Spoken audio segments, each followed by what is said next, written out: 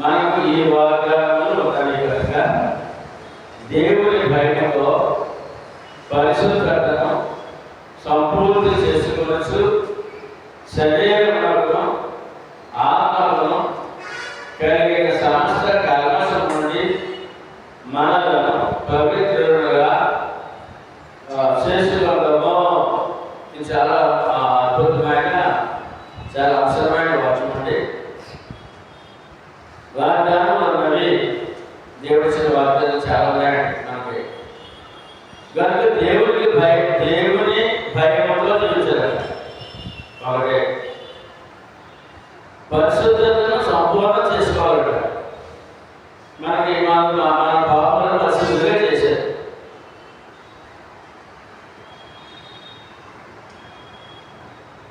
రెండు, ఒకటి దేవుని భయంతో, రెండు పరిశుద్ధతను సంపూర్ణ చేసుకోవచ్చు. మూడు, శరీరములను ఆత్మలను కలిగిన సమస్త కల్మషం నుండి మనల్ని పవిత్రులుగా చేసుకుందాము. క్రైస్తవుడు భక్తుడైనప్పటికీ ఇంకా శరీరములను ఆత్మలను ఇంకా కల్మషము ఇంకా ఉదయము మనము పవిత్రము చేసుకుందాము. ఇది చాలా గొప్పది కదా. ఇప్పుడు ఒక్కొక్క మాట గురించి మనం జాగ్రత్త. ఈ ఒకటి రెండు మూడు విషయాలు అందులో క్రింద చూసినట్లయితే మనలను పవిత్రులుగా చేసుకుందాము. ఎదురు నుంచి శరీరములను ఆత్మలకును కలిగిన సమస్త కల్మషం నుండి మన మీద బాధ్యత, విశ్వాసం మీద బాధ్యత. అది చూద్దాం ఒకసారి. విశ్వాసులు సరిగ్గా రాశారు. విశ్వాసులు పవిత్రులుగా చేసుకుందాము. మన విశ్వాసులు శరీరమును ఆత్మలో అంటే హృదయంలో. విశ్వాసులు శరీర ఆత్మలోని అన్నాడు. అంటే హృదయంలోని లోపాలని, ఇంకా క్రైస్తవ జీవితంలో లోపాలు ఉంటాయండి. ఉంటాయా? లోపాలని అంటే పాపాలన్నీ కడుక్కోవాలి అని చెప్పారు వాక్యంలో. అంటే భక్తిహీనమైన అన్ని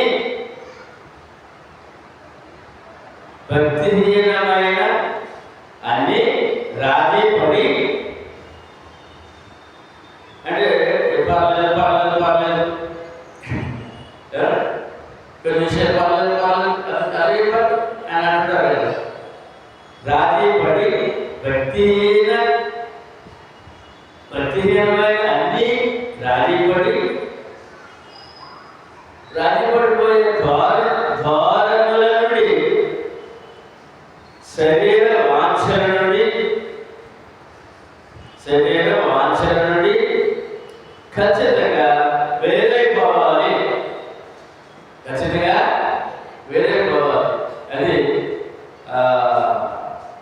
అది శరీరంలో ఆత్మలోనే హృదయంలోని కల్మషాన్ని పవిత్రపరచుకోవడం.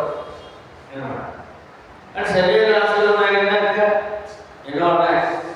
వాటిని ఖచ్చితంగా వేరైపోవాలి. అప్పుడు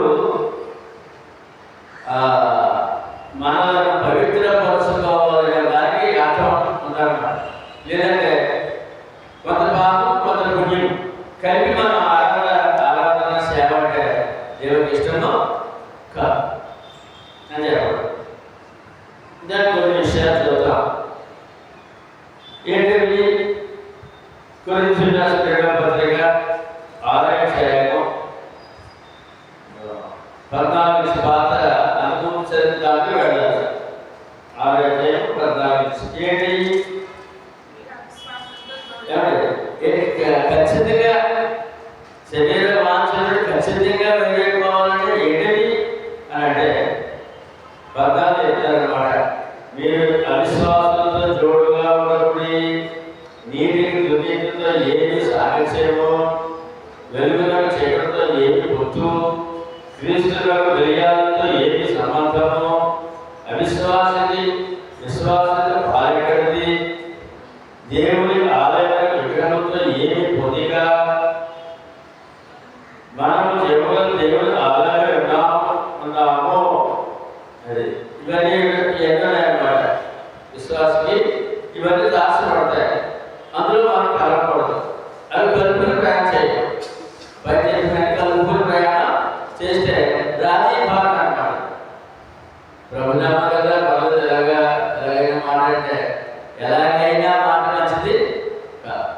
అంటే అన్యులు ఏ దేవుడైనా ఉంటాడు, ఏ సంఘమైనా ఉంటాయి, వాళ్ళ భక్తులు విశ్వాసాలు ప్రభుత్వ అని కలిసిపోయి వారి విశ్వాసాన్ని మనం అవలంబిస్తే అది రాజీ ధోరణి అంటారు. నిజంగా రాజీ పడిపోవడం కొన్ని తప్పులు కూడా వదలండి, చిన్న చిన్న పొరపాటు కదా దేవుడు చూసుకుంటాడు కానీ అలా రాజీ పడిపోవడం మాట సరైనది కాదు. ఎందుకంటే మనల్ని పవిత్రులుగా చేసుకోమని ఆజ్ఞ. పవిత్రపరిచే దేవుడు, రక్తంలో కడిగిన దేవుడు. ఇంకా లోక్సభ విషయాలు ఏమన్నా నీ మధ్యలో ఉన్నాయేమో, నీ హృదయం ఉన్నాయేమో, నిన్ను నువ్వు పవిత్రపరుచుకో. పాత్ర ద్వారా రాజీ పడిపోక కాకుండా సమస్యతో రాజీ పడిపోక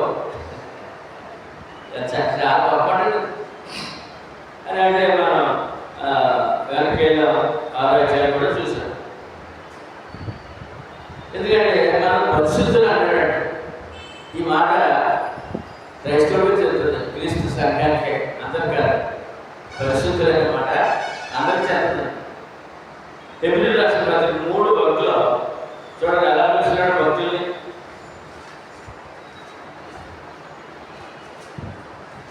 కావున పరిశుద్ధ సహోదరులారా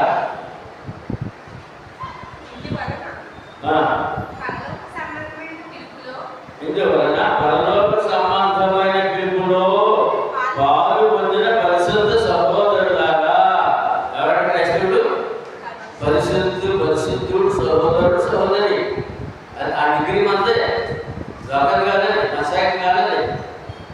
పరిశుద్ధ సహోదరులారా మనము ఒప్పుకొనిన దాకా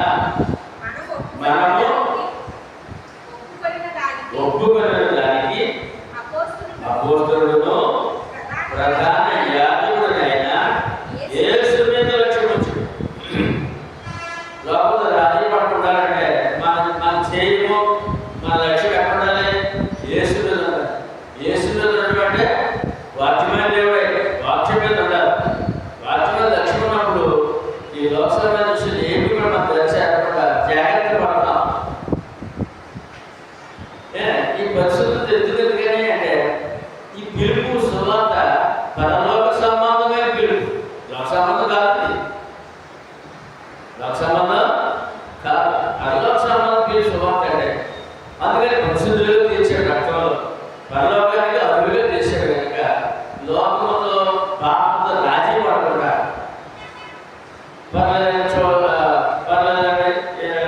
లేకపోతే ప్రతి అత్యున్నత గుణపెడతారేంటంటే అక్కడ విషయాలు చూసి చూడడం పోవాలని అనే మాట క్రైస్తవుడు కావాలి. అందుకని ఈ వాక్యంలో ఏం ముగింపులో మొదటి వర్షంలోనే మనల్ని పవిత్రులుగా చేసుకుందాము. ఆ మాట మాకు చాలా విలువైనది. ఎందుకంటే ఆయన ఆంధ్ర పవిత్రులుగా చేశాడు. ఆ పవిత్రను కాపాడుకోవడానికి మనకు అర్థం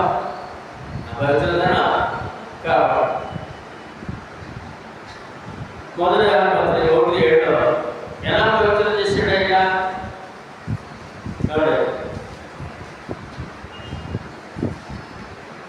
పవిత్రంగా చేసుకున్నమాట. మనం చేసుకోగలమా? అదే కదా. ముందు ఎలా చేశాడు ఆయన పవిత్రులుగా? పాపని మొదటి పత్రిక 1:7 అయితే ఆయన వెలుగులో ప్రకారము మనము వెలుగులో నడిచిన ఎడల మనము అన్యోన్య సహవాసంలో గలవారమై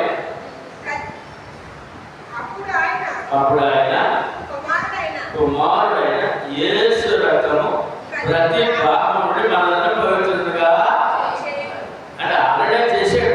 బాప్తిస్మంలో ఆయన రక్తం కడిగాడు. ఆ పవిత్రత కాపాడుతూ ఉన్నాడు ఇక్కడ. అది ఇక్కడ మనందరూ మన పవిత్రులుగా కాపాడుతూ పవిత్రులుగా జీవించలేము. ఆయన ఆల్రెడీ రక్తం కడిగి చేశాడు పవిత్రులుగా. ఇక్కడ ఈ వాక్యం మనం ఏం చెప్తారంటే మనల్ని పవిత్రులుగా చేసుకోవడం వల్ల ఎక్కడి నుంచి శరీరంలో ఆత్మలో కలిగే సమస్త కల్మషం ఉన్నాడు. రక్షణ పొందినప్పటికీ జీవితకాలం పృథ్వీలో వచ్చేటప్పుడు కల్మషాలు ఉంటాయి. కొన్ని ఆపాలు జీవితంలో ఆపాలు ఉంటాయి. దాన్ని బట్టి కూడా కొంచెం విశ్వాసం సన్నగిల్లే ప్రమాదం ఉంది. రక్షణ కోల్పోయే ప్రమాదం ఉంది. ఆ కల్మషం వెనక్కి తీసుకెళ్తుంది, ఎదరికి నడిపించదు. కనుక ఆ కల్మషము ఏమంటే ఏమంటే ఆ కల్మషం నుండి అన్నమాట మనల్ని పవిత్రంగా చేసుకున్నాము అనే బాధ్యతను విశ్వాసమే పెడతాడు. ఇది బాధ్యత.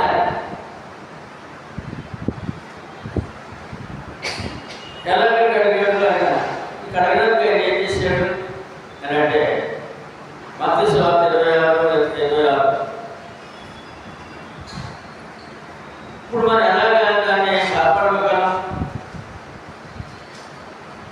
భక్తులుగా చేసుకున్నట్టు ఎలా చేసుకోగలం? ఇప్పుడు వారి భోజనం చేయించుండగా యేసు పడుకొని దాన్ని ఆశీర్వదించి విరిచి దాని శిష్యులకి ఇచ్చి మీరు తీసుకొని తినుడే, ఇది నా శరీరము చెప్పాను. మరి ఆయన గిన్నె పట్టుకొని కృతజ్ఞతాస్తుతులు చెల్లించి వారికి ఇచ్చి దీనిలోనిది మీరందరూ త్రాగుడి, ఇది నా రక్తం అనగా పాప క్షమాపణ నిమిత్తము అనేకుల కొరకు చింతింపబడుతున్న నిబంధన రక్తం. ఎలాగ పవిత్రత కాపాడుకోవాలి అంటే ఆయన ఆజ్ఞ పాటించి, ఆయన ఆజ్ఞని ఇది నా శరీరము రొట్టెగా తీసుకోండి, నా రక్తాన్ని ద్రాక్షరస పాత్రగా తీసుకోండి, ఇది క్రొత్త నిబంధన పాపంలో క్షమ అని దాన్ని మనం గమనించాలి. రక్షణ పొందుతారు. ఇక్కడ ఎక్కడ చెప్పాడంటే ఆ విషయాన్ని యోహాను సువార్త 17:14 పవిత్రులుగా చేసుకోవడం కాపాడుకోవడం ఎలాగంటే ఆజ్ఞ పాటించాడు. నేను మీకు ఆజ్ఞాపించిన వాటిని చేసి మీరు నా స్నేహితులు ఆజ్ఞ పాటించారట. ఆజ్ఞ పాటించడం వల్ల ఏమవుతుందంటే మనల్ని పవిత్రులుగా చేసుకున్నాం. అది అమ్మ దేవుని ఆజ్ఞ ఏమంటే మన పవిత్రత ఏకంగా ప్రభు స్నేహితులు అన్నమాట. అంత డిగ్రీ ఇచ్చేస్తారు. ఆజ్ఞ ఎలాగా మనం పవిత్రులుగా చేసుకున్నాము అంటే ఆయన ఆజ్ఞ పాటించాలి.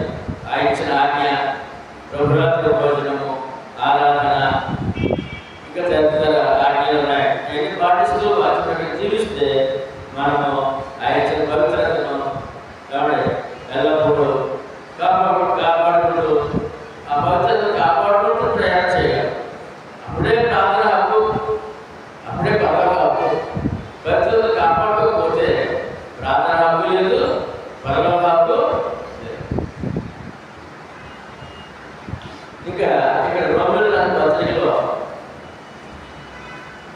చాలా బాగా చెప్తాడు. 8వ అధ్యాయం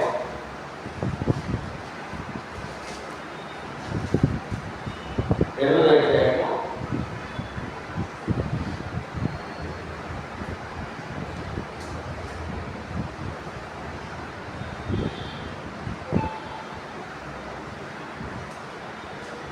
12 భాగం.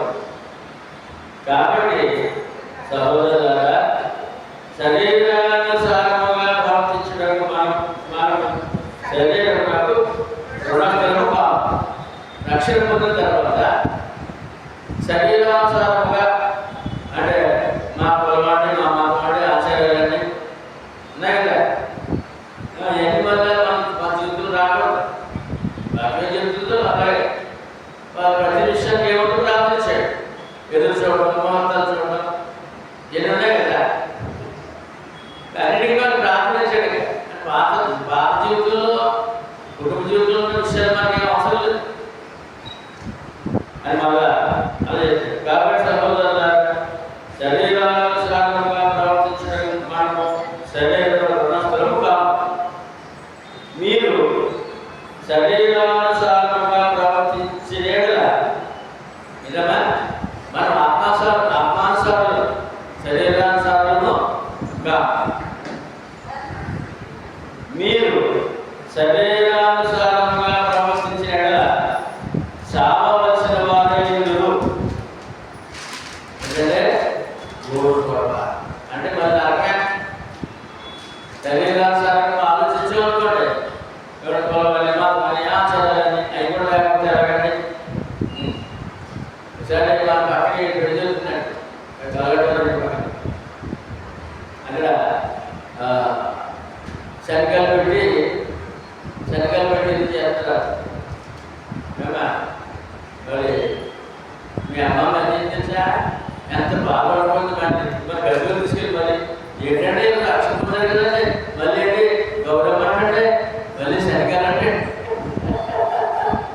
ఎంత బాధపడుతుందని చెప్పలేదు. అది భాష అంత ఒప్పండి. మన కులాచారం ఏం లేదని ప్రార్థన కదండి, అదే అర్థం. ఇప్పుడు ఎంత చాలా వస్తుంది శుభకార్యం వచ్చినప్పుడు, ఏ కాదు వచ్చినప్పుడు ఆ పాత్రకి వెళ్ళిపోతుంది. అది కలిసింది దగ్గర అది మరణము, నాకానికి దారి బాధ్యత ఉందనుకో, నాకానికి దారి అని చెప్పడం. కానీ ఆత్మ చేత శరీర క్రియలను చదివిన కదా జీవించదు. అంటే వాక్యము ద్వారా, ఆత్మచేత అంటే వాక్యము ద్వారా శరీర క్రియలను చంపాలి. అంటే వాళ్ళు చెప్పి అక్కడ రాకూడదు, మా జీవితంలో అక్కడే రాకూడదు. చదివిన కదా నీవు జీవించదు. ఇప్పుడు సావాలా జీవించాలి. క్రైస్తవుడు అసలు చచ్చినోడు ఎవరంటే మానవుడు అసలు చచ్చాడు, మళ్ళీ చచ్చగా ఏంటి చచ్చినోడు అని అంటే దాని భద్రగా 2 వచ్చిందో మీ అపరాధముల చేతను పాపముల చేతను మీరు చచ్చిన వారుగా క్రీస్తులో నన్ను బ్రతికించు. ఆల్రెడీ పాప రక్షణ పొందక ముందు మానవ స్థితి అది. రక్షణ పొంది బ్రతికాడు, ఆత్మీయంగా బ్రతికాడు. కానీ ఇక్కడ మళ్ళా పాప జీవితానికి వెళ్తే నువ్వు చేస్తావు, మరణం మళ్ళీ మరణం అన్నాడు. మర్చిపోయిన జీవిస్తే జీవం బ్రహ్మించినట్టు ఆ యొక్క బ్రతికించిన బ్రతుకు చక్కగా సాగుతుంది అనే విషయాన్ని చాలా చక్కగా జ్ఞాపకం చేస్తాను.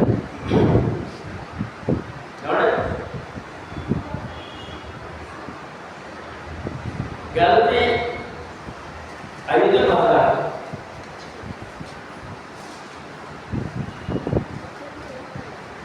గలతీ పత్రిక 5వ అధ్యాయం. నేను చెప్పినది ఏమనగా ఆత్మానుసారంగా నడుచుకొని అది మీరు ఆత్మానుసారంగా నడుచుకోండి. అప్పుడు మీరు శరీరేచ్ఛను నెరవేర్చండి. అంటే ఆత్మానుసారంగా అంటే అటువంటి వాక్య ప్రకారము ఆలోచించండి, జీవించండి. అప్పుడు శరీర క్రియలు పాత జీవితం అదే సిగ్గులు పోతే కష్టమేమో, ఎంతసేపు తేడా వస్తుందేమో అని భయం ఉండదు.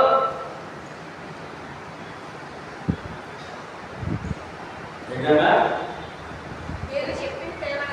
నేను చెప్పినది ఏమనగా ఆత్మానుసారముగా నడుచుకోండి. అప్పుడు మీరు శరీరేచ్ఛలను నెరవేర్చరు. శరీర కోరికలు ఉన్నాయి, కుటుంబ సంబంధమైన కోరికలు ఉన్నాయి. ఆత్మానుసారంగా మీరు జీవించిన రోజున, వాక్యానుసారంగా ఆలోచించిన రోజున, వాక్యపరంగా జీవించాలని నిశ్చయించిన రోజున మళ్ళీ వెనక్కి వెళ్ళవు. శరీరేచ్ఛలకు ఆచారాలకు వెనక్కి వెళ్ళవు. ఆచారాలు ఆచరిస్తూ ప్రభుత్వం కాపాడలేము. అది అభ్యంతరం ఏంటంటే అని చెప్పేసి చాలా స్పష్టంగా తెలియదు. అదే గలతీ పత్రికలో 6:14 అయితే మన ప్రభువైన యేసుక్రీస్తు సిలువయందు తప్ప మరి దేనియందును అతిశయించుట నాకు దూరమవును గాక. ఆచరణలు కాదు నాకు అతిశయము, ప్రభువైన యేసుక్రీస్తు సిలువ వల్లనే నాకు అతిశయం అంటాడు. అది వేద విశ్వాసే కాపాడవలసిన ఆ సిలువ మరణంలో నాకు దొరికిన రక్షణ, ఆ సువార్త, ఆ వాక్యం నాకు అతిశయం. రక్షణ దొరికిందా? నేను మళ్ళీ వెనకెళ్ళాం, ఆచారంలో పర్లేదు, నా కులాచారం మతాచారంతో పర్లేదు అనే విషయాన్ని చాలా స్పష్టంగా తెలియజేయాలి.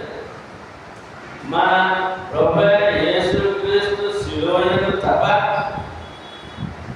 మరి దేనియందును అతిశయించుట నాకు దూరమవును గాక. అంటే ఆనందం, అతిశయం గొప్ప ఏంటంటే నాకు రక్షణ క్రీస్తుల సువార్తలో దాన్ని బట్టే ఎప్పుడు ఆనందం పడతాడు. రక్షణ బట్టి ఆనందం, రక్షణ బట్టి గొప్పతనం, ఉప్పడం, అతిశయం. ఏంటి అతిశయం? కొట్లాది లేని బాధ్యత నాకు దొరికింది. ఏంటంటే రక్షణ ఏంటంటే కొట్లాది లేని భాగ్యము అలా ముగిసిపోవాలట. అది మామూలుగా ముగిసిపోతున్నాడు. అతిశయం అంటాడు. అతిశయం ముగిసిపోవడం.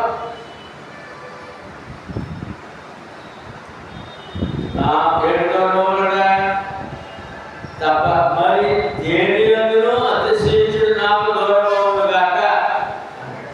ఇక ఏ గొప్పతనాలు కుల మత ఆచారాలు గొప్పతనాలు ఏమున్నా అవన్నీ దూరమవును గాక అని చెప్పుకున్నాడు. వీటిని బట్టి నేను అతిశయించను. ఎన్నున్నా గొప్పతనాలు ఉన్నాయి, చాలా గొప్పతనాలు ఉన్నాయి. పెద్ద మతాలు బట్టి గొప్ప చాలా ఆచరణలు ఉన్నాయి. నాకు దూరమవును కాక నేను నా అతిశయం లేదు. నా ఆ సిలువులోనే నాకు అతిశయం, ఆ రక్షణలోనే నాకు అతిశయం. ఇవన్నీ దూరమవును కాక రక్షణ కూడా అది అంత డెడికేట్ చేసుకున్నాడు అన్నమాట. అది క్రైస్తవుడు కూడా అలా ఉండవలసిన అవసరం. లేదంటే రక్షణ ఈజీగా కోల్పోతాడు. చాలా విలువైందండి. ఎన్ని కోట్లు రాదండి. మరొక మాట చెప్తున్నాడు, దాని వలన దేని వలన దేని వలన అదే దాని వలన నాకు లోకమునకు నేను సిలువలో పడినా. ఈ లోకాచారానికి, ఈ లోకానికి, నేను రక్షణకి, ఈ రెండింటికి కూడా సంబంధం లేదు. నేను లోక జీవితాన్ని సిలువ చేశాను. నీ మళ్ళీ రాదానికే రాకూడదు అనే విషయాన్ని చాలా చక్కగా చెప్తాడు. అర్థమైనా మీకు అక్కడ మాట దాని వలన అంటే బయట చెప్పిన ఆ విషయాలు దేవుని అనుసరించడం నాకు దూరమవును కాక. సిలువ తప్ప మరి దేవుని అనుసరించడం నాకు దూరమవును కాక అన్నట్టు అంటే బయట చెప్పిన దాని వలన నాకు లోకమునకు లోకములో నేను సిలువ వేయబడి ఉన్నాను. ఈ మాట చాలా బాగుంది. క్రైస్తవుడు అలా చెప్పగలిగితే అంత ఎంతగానో గొప్పగా ఉంటాడు. లోక సంగతులన్నీ సిలువ వేయబడి ఉన్నాను నేను. సిలువ వేయబడిందంటే అదేంటి? తీసివేయక కొట్టు వేయబడింది. మళ్ళీ ఆయనకి రాదుక, ఆయన చనిపోయాడు అక్కడ సిలువలో. ఆ లోకం విషయం చనిపోయాడు నేను. లోక ఆశయాలు, లోక కోరికలు, ఆశలు బట్టి చనిపోయాను నేను అని చెప్పి అంత డీప్గా చెప్తాడండి. విశ్వాసం కూడా అంత డీప్గా వెళ్ళకపోతే మనం చాలా నష్టపోతామండి, ఆనందించలేమండి. అది క్షణం భయంకరమైన జీవితాలు, ఆపదకర జీవితాలు, కష్టతరమైన జీవితాలు, అనారోగ్యమైన జీవితాలు. మనం అంత సమర్పణగా డీప్గా వెళ్ళకపోతే మనం భయపడి లోకంలో కలిసిపోతాం. లోకంలో చాలా మంది కలిసిపోతారు అని పౌలు గారు ఒక సాక్షిగా తెలియజేయాలి.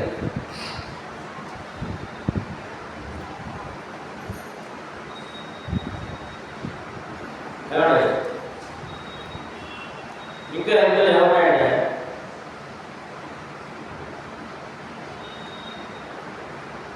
మనం చూసాం కదా, లోపాలన్నీ అంటే పాపాలన్నీ కొనుక్కోవాలి అంటే భక్తిహీనమైన అన్ని రాజీపడిపోయే ధోరణుల నుండి, శరీర వాంఛల నుండి ఖచ్చితంగా వెళ్ళిపోవాలి. వాటిని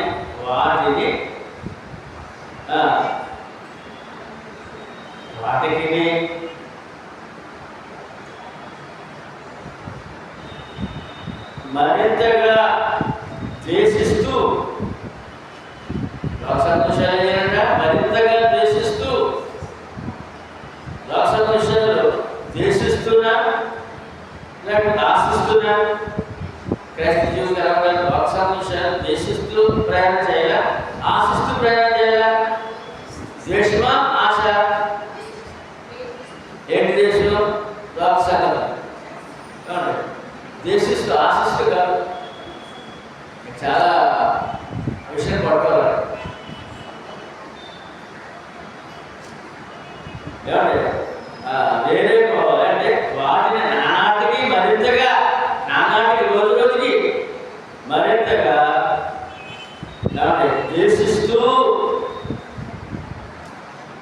ద్వేషిస్తూ అని మాట చాలా బలంగా పడుతున్నాం. ఆశిస్తూ కాదు, నానాటికి రోజు రోజుకి విశ్వాసం తగ్గకూడదు. లోపల కొంచెం ఒకటి తగ్గించుకోవాలి, పాప విషయాలు తగ్గించుకోవాలి అన్నట్టు ఇంకో మాట చెప్తాను. వాటి నుండి పారిపోవాలంటే ఏం చేయాలంటే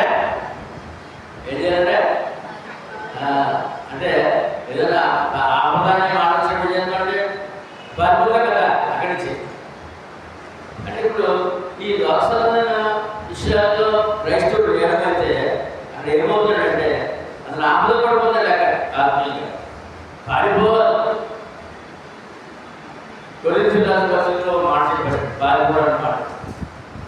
మొదటి కొరింథీ 10:14 కాబట్టి నా ప్రియులారా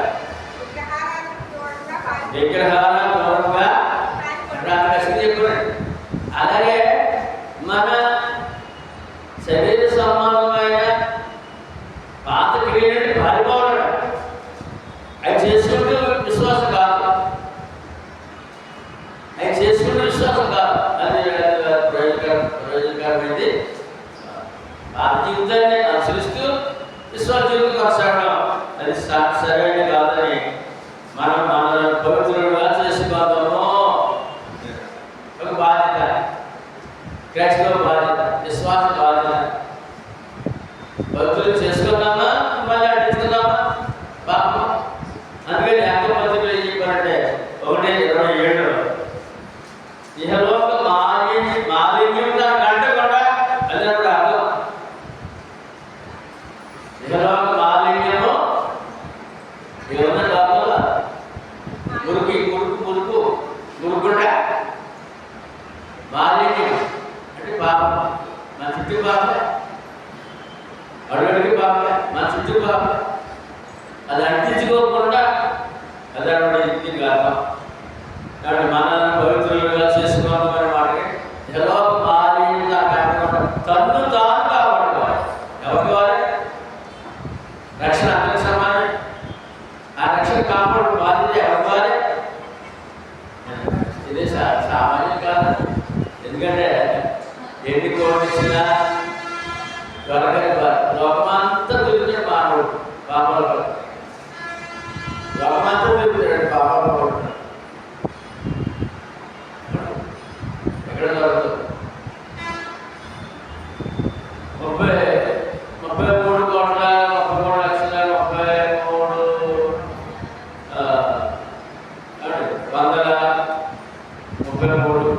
దేవుడితో తిరుగుతాడు. ఎక్కడ పోలే? క్రీస్తులోనే ఆ పాప క్షేమం దొరికింది మనం. అది కాపాడుతున్న బాధ్యత. అది అంత వెలగట్లేదు. ఆ కాపాడు గడిదే మనుషులు చేసేటాయి పరిస్థితులు పెట్టి ఎవరన్నా దాన్ని కాపాడుకో ప్రయత్నం జీవితకాలం చేయవలసిందే.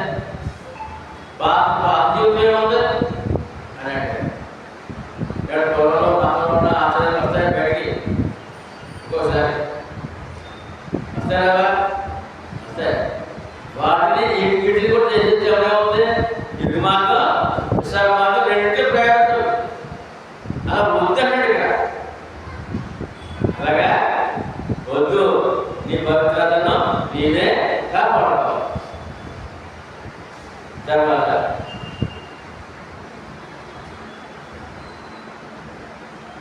పరిశుద్ధతను సంపూర్ణం చేసుకోవచ్చు.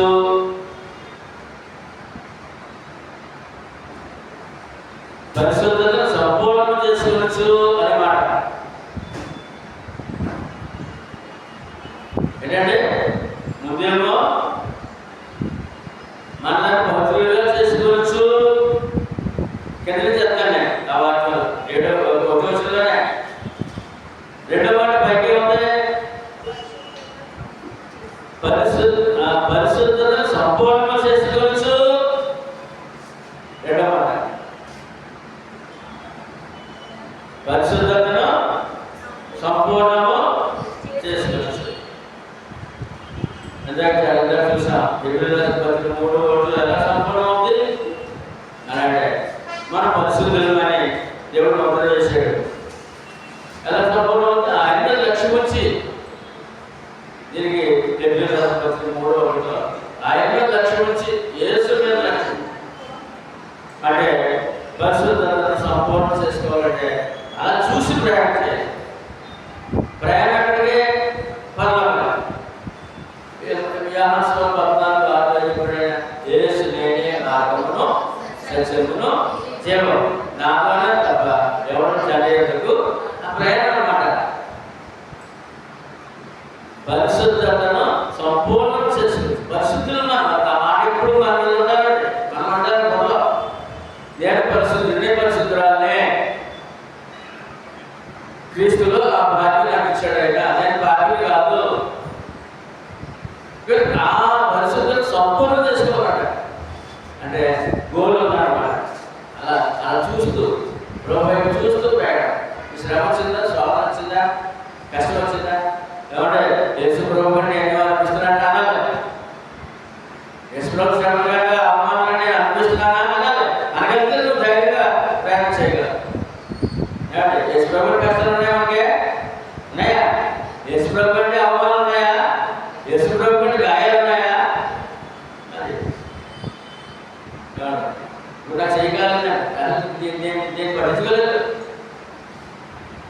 ఈ గాయం నాకు అంత ఎదగలదు. అధికారులతో గాయాలకి అదే అన్నమాట గురి. యేసు మీద లక్ష్యం వచ్చి కష్టం వచ్చినప్పుడు నన్ను నేనే దొరికాను దేవుడికి, అన్ని కష్టాలు అనామతో నీ గురి మారిపోతుంది, నీ దృష్టి మారిపోతుంది, నీ విశ్వాసం సనగలుగుతుంది. ఏం చెప్పాలంటే ఉన్నాయి బాగా కష్టాలు ఉన్నాయి కరెక్ట్ అని తెచ్చేవాడు ఉంటాడు. తెచ్చినందుకు మీద ఉన్నాయా అంటే యేసు ప్రభు కంటే ఎక్కువ అనిపించట్లేదు అంటే అనాలి.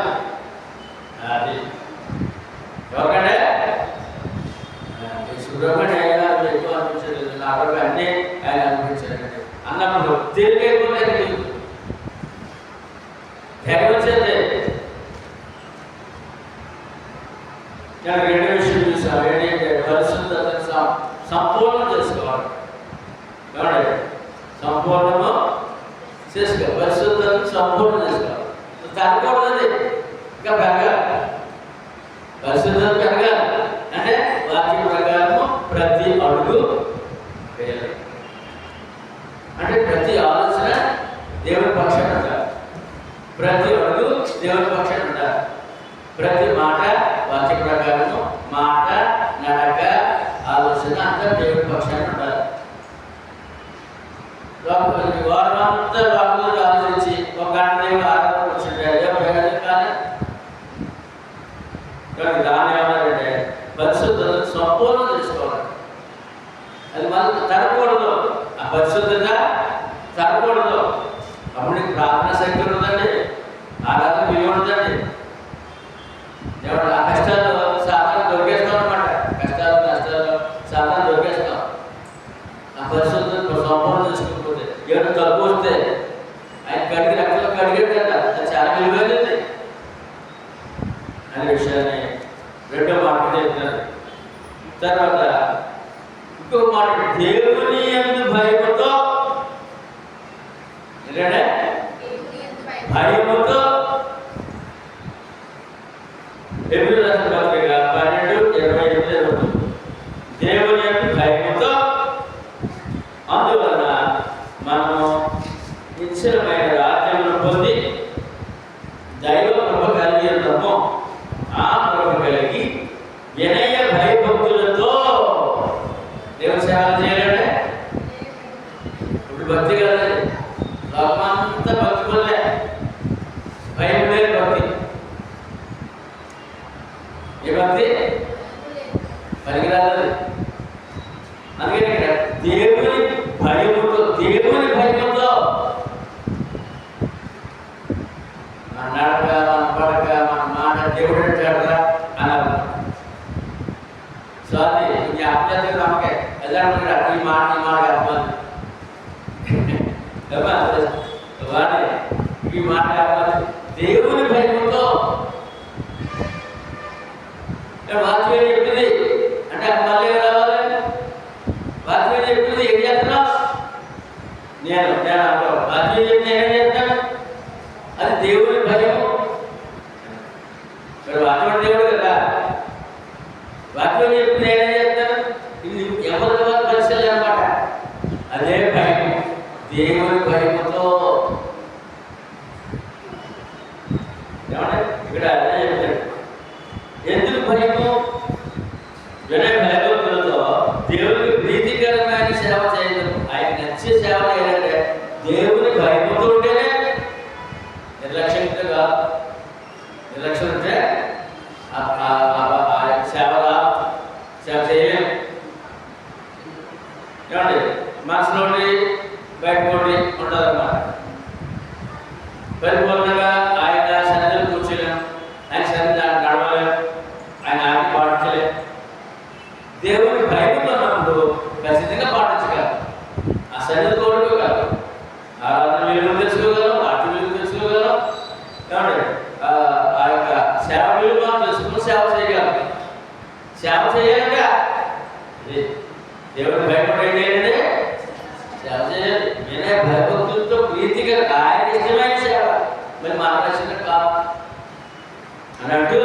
ఎందుకు ఆయన భయభక్తులు కలిగి ఉంటారంటే ఎలాగా మన దేవుడు గ్రహించినట్టుగా ఉన్నాడు. ఇక్కడ ఏం తేడా చేస్తున్నాడు? కట్టె వంకర పొయ్యి తీరుస్తుంది, కట్టె వంకర పొయ్య తీరుస్తుందని సామెత ఉంది. వంకర కట్టె ఎవరంటే విశ్వాస సహితమైన జీవితం లేని క్రైస్తవుడు వంకర కట్టె. విశ్వాసం సరిగ్గా కాపాడుకోలేని, దేవుని భయముతో కొనసాగిన విశ్వాసి వంకర కట్టె పొయ్యి తీరుస్తుంది. అర్థమన్నమాట. ఆ పొయ్యేది దహించే అగ్ని దేవుడు. ఎవరన్నా ఎప్పుడు ఎక్కడ కొట్టుకేస్తాడు, ఆఖరికేమో అక్కడ పడదు. ఇక్కడ జీవితానికి భాగమే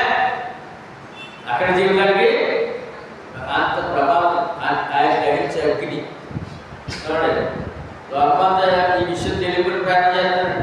ఒక అంత ఒక్కరే. ఇప్పుడు చిన్న ఉదాహరణ, మన దేశంలో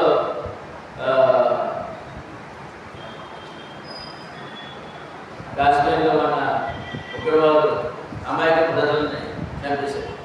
మరి మతం పేరు మీద చెక్ చేసి మరి అడిగిపోయి చేశారు. వంకర అన్నమాట, చాలా వంకరగాడు. ఇప్పుడు దేశం మన దేశం పాపం వచ్చి ఇప్పుడు ఆ అగ్ని గుర్పించారు. అక్కడ అగ్నే నిజంగానే అగ్ని గుర్పించారు అక్కడ. ఇప్పుడు ఏమైంది వంకర, ఇప్పుడు అగ్ని తీర్చేదా గట్టి వంకర అని మాట.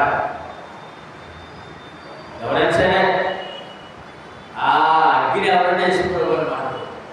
దేవుడు నాకు జాగ్రత్తగా ఉండాలి, దేవుడికి చాలా జాగ్రత్తగా ఉండాలి. నేను ఎంతో వచ్చినప్పుడు ఆ మాట జ్ఞాపకిస్తున్నాను. ఈ ఏప్రిల్ పత్రిక దహించు అగ్ని గట్టి వంకర అప్పుడు తీరుస్తుంది కదా అని అక్కడ ఒక కార్యక్రమం చేశారు. తీర్చేస్తాడు ఆ పరిస్థితి పడిపోకుండా దేవుడు దగ్గర అలవాటు. మనం కూడా జాగ్రత్త ఉండాలి, విశ్వాసం వదిలి జాగ్రత్త ఉండాలి. ఎందుకంటే మనము దేవుని భయంతో చూపించాలి. ఎందుకంటే దేవుని భయంతో అంటే ఏ క్షణం నిర్లక్ష్యం కాకూడదండి. మన విశ్వాసం ప్రతి క్షణము చాలా వెళ్తున్నారు. తర్వాత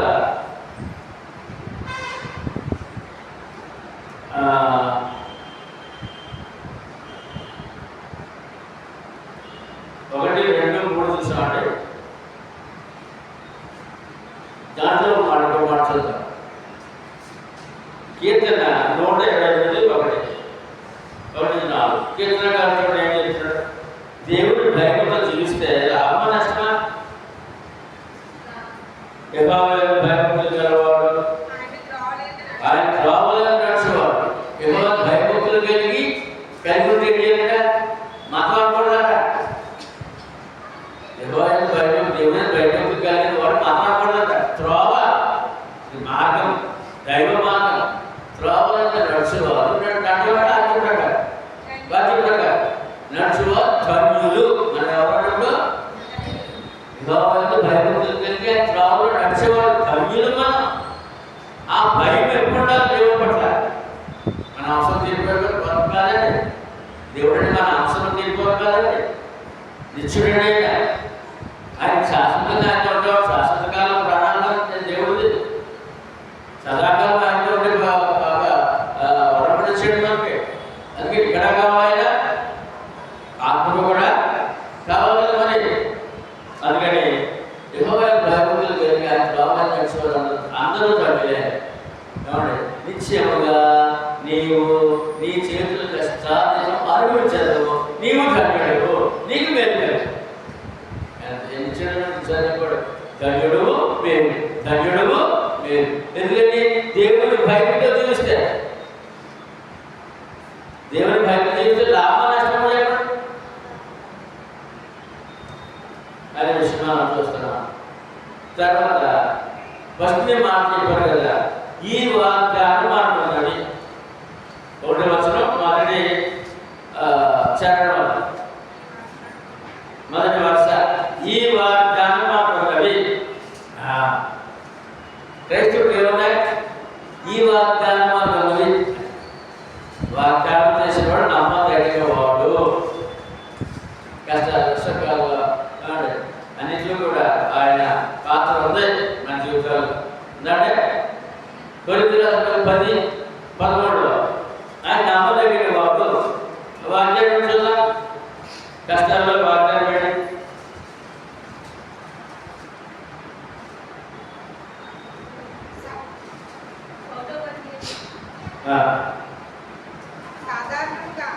సాధారణంగా మనుషుల శోధన తప్ప మరి ఏది మీకు సాధ్యపడలేదు.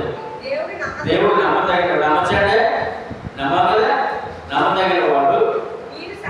మీరు సహింపగలిగినంత ఎక్కువగా ఆయన మేము శోధింపబడిందని వాక్యం. ఎక్కువగా స్వర్గంలో పడాడు, నాశనం చేసేటండి, శోధింపబడేయుడు. అంతేకాదు సహింపగలిగినప్పుడు ఆయన శోధనతో కూడా తప్పించుకుని మార్గం కలిసే. ఇది వాక్యం. శోధనలో నలిపోయినవాడు ఆఫ్ చేస్తాడంట. రెండోది, బయట అంటే వాగ్దానం లేదు, తప్పించి మార్గం దొరకదు. కానీ క్రీస్తులో తప్పించిన మార్గం ఆయన కలిగేస్తాడట. శోధన, శ్రమ, వ్యాధి, బాధ, కష్టం, ప్రమాదం ఇవన్నీ ఎదురవుతుంటాయి. సహజంగా అందరికీ ఎదురవుతాయి. అది వచ్చినప్పుడు ఆ ప్రమాదంలో నశించుకోకుండా ఆఫ్ చేస్తాడట. అది వాగ్దానం. వాగ్దానం చేసి దేవుడు అంటాడు, ఆఫ్ చేస్తాడు వాగ్దానం. అందులో తప్పిస్తానని వాగ్దానం. ఆయన కావాలా, ఆయన ఎప్పుడు చేయాలా,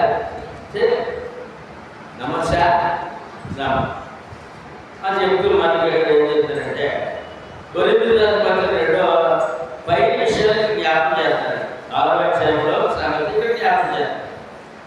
కొరింథీయుల 2:6 1-2. కాగా మేము ఆయనతోని పనివారమై మీరు పొందిన దైవ కృపను వ్యర్థము చేసుకోవద్దని. ఏడు వాగ్దానము దైవ కృప వాగ్దానం. దేవుని కృప మన వాగ్దానం. ఏమండి, ఈ వాగ్దానాలన్నీ ఈ వాగ్దానం ఉన్నది ఏంటంటే దైవ కృప వాగ్దానం. సాధన ఆఫ్ చేస్తాను వాగ్దానం. ఆ సాధన తప్పించి మార్గం కలుగు చేస్తాను వాగ్దానం. దైవ కృప వాగ్దానం. ఏమండి, తర్వాత రెండవ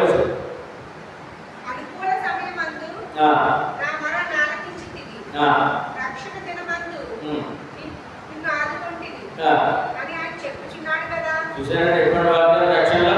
తర్వాత దైవ కృప వారం వచ్చాడు, వారంగా వచ్చాడు. అది వాగ్దానం. బాప్తిజం పొందితే వరము, దేవుని వరం. ఎఫెసీ పత్రిక 2:8 దేవుని వరం.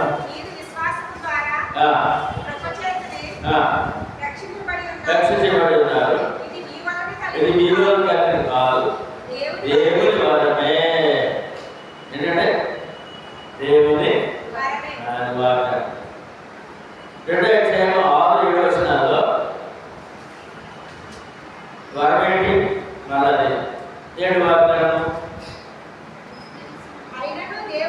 అయినను దేవుడు కరుణా సంపన్నుడై మనము మన అపరాధముల చేత చచ్చిన వారమైన ఉండే సైతము మన ఎడల చూపిన తన మహాప్రేమ చేత మనలను క్రీస్తుతో కూడా బ్రతికించి కృప చేత మీరు రక్షించబడుతుంది. కృప ఏంటంటే రక్షణ. క్రీస్తు యేసునందు ఆయన మనము చేసిన ఆయన ఉపకారం ఏంటంటే, ఇప్పుడు వాగ్దానము ఉపకారి. ఉపకారం రక్షణలో ఉపకారం ఉందా? ఉపకారం వాగ్దానం. ఉపకారం చేసి అత్యధికమైన తన కృపా మహదైశ్వర్యమును రాబో యుగములలో కనపరచు నిమిత్తము క్రీస్తు యేసునందు మనలను ఆయనతో కూడా లేపి పరలోకమందు ఆయనతో కూడా. అది వాగ్దానం. ఎవరికైనా చెప్పండి, పరలోకం కూర్చోడానికి ఏ 100 మంది దగ్గర ఎన్ని కోట్లు ఇస్తాం? ఉన్నాయా కోట్లు? మరి కొడిస్తే కొట్టుచోళ్ళు ఉన్నారు, కొట్టిస్తే దొరుకుతుందని కదా పరలోకం మందు కూర్చోబెట్టాను వాగ్దానం. సింహాసనం రెడీ, వాగ్దానం రక్షణ రక్షణ వాగ్దానం, రక్షణలో ప్రార్థన వాగ్దానం. ఏ వాగ్దానం అండి? రెండవ చెప్తారు ఆరో విషయం రెండవ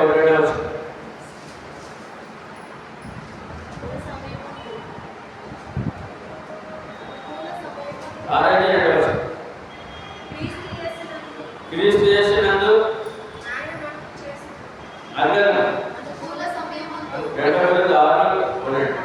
అనుకూల సమయమందు నీ మొర ఆలకించండి. ప్రార్థన జీవితము, ప్రార్థన వాగ్దానము. ఒకటా రక్షణ జనమందు నిన్ను ఆదుకుంటే రక్షణ వాగ్దానము, ఆదుకున్నాను ఆదుకుంటాను వాగ్దానము అని చెప్పారు కదా. ఇదిగో ఇదే రక్షణ జనము, ఇదే అనుకోవాల. ఆ వాక్యాలు ఏమన్నా ఏ వాగ్దానం ఉన్నాయి? రక్షణ వాగ్దానం ఉంది, ప్రార్థన వాగ్దానం ఉంది, తోడుంటారు వాగ్దానం ఉందా? అదే 7వ వచనంలో ఇది కంటిన్యూ చేస్తూ ఆలోచన 7వ అధ్యాయంలో మొట్టమొదటి మాట ఏంటంటే వాగ్దానం నబి.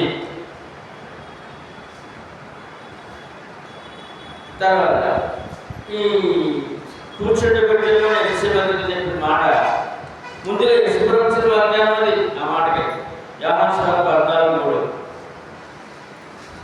వాగ్దానం ఏంటంటే నేను వెళ్ళి మీకు స్థలము సిద్ధపరిచిన యెడల నేను స్థలంలో మీరు ఉండలాగిన అలా వచ్చి నా యొద్దకు మిమ్మల్ని తీసుకుని పరలోక నివాస వాగ్దానం.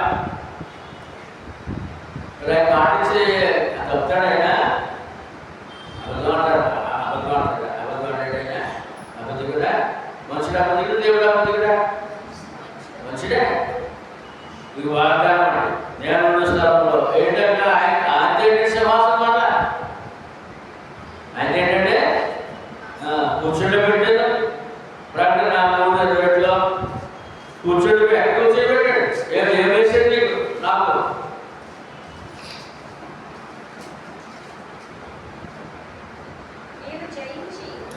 నేను జయించి నా తండ్రితో కూడా ఆయన సింహాసనం మీద కూర్చునే ప్రకారము జయించే వారికి నాతో కూడా నా సింహాసనం మీద కూర్చునే రీతిలో అవ్వండి. ఎపిసోడ్ చెప్పిన కూర్చుని పెట్టిన సింహాసనం సీట్ రిజర్వేషన్ ఏం చేస్తే ఏంటో వాగ్దానము? నా తండ్రితో కూడా నేను కూర్చున్నాను, నాతో కూడా కూర్చోబెడతాను. నేను స్థలంలో మీరు ఉంటారు, నన్ను తీసుకు కూర్చోబెడతారు. ఎలాగంటే దేవుని భయంగా జీవిస్తే, ఎలాగంటే పరిశుద్ధతను సంపూర్ణం చేసుకుంటే ఇవన్నీ మన బాధ్యతలు. ఆయన వాగ్దానం ఉన్నాయి, మన బాధ్యతలు కూడా ఉన్నాయి. పుట్టిన రావు, ఎందుకు పుట్టిన రావు? ఇప్పుడు విద్యార్థులు డిగ్రీ వచ్చిన పట్ట పుట్టి వస్తుందా? సంవత్సరం 3 సంవత్సరాలు 4 కష్టపడతారు. మన పాత్ర ఉంది కదా, ఇచ్చేదానికి మన పాత్ర విశ్వాస పాత్ర ఉంది. ఆ పాత్ర సవ్యంగా త్యాగేసుకోవాలి. నాకు ఇక్కడ ఏమంటాడండి? ఆదుకుంటానంటాడు. 2వ వచనంలో ఆదుకుంటానంటాడు. రక్షణలో ఆదుకోవడం ఉందండి. ఆదుకోవడం చూడండి, ఆదుకోవడం అంటే తోడు. మత్తయి సువార్త 28 బాప్తిస్మలో అక్కడ మనకి క్లియర్గా ముందే చెప్పారు అన్నమాట. 28:20 ఆదుకుంటారన్నమాట. నేను మీకు ఏ సంగతులు ఆజ్ఞాపించుదునో వాటన్నిటిని గైకొనవలెనని వారికి బోధించుడి. ఇదిగో నేను యుగ సమాప్తి వరకు సదాకాలము మీతో కూడా ఉన్నానని వాగ్దానము తోడైన వాగ్దానం ఏంటంటే ఎప్పుడు జీవితకాలము చదవాలి. రెండవ వరం ఆ వాగ్దానం, రక్షణలో వాగ్దానం. ఇవన్నీ కూడా మనము పట్టించుకోవాలి.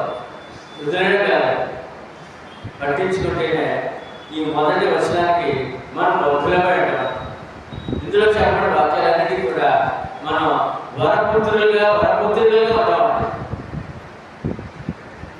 ప్రత్యేకమైన స్థానం మనం వరపుత్రులు క్రైస్తవుడు. ఆ వరాన్ని కాపాడుకోవాలి, ఆ పరిశుద్ధతను కాపాడుకోవాలి.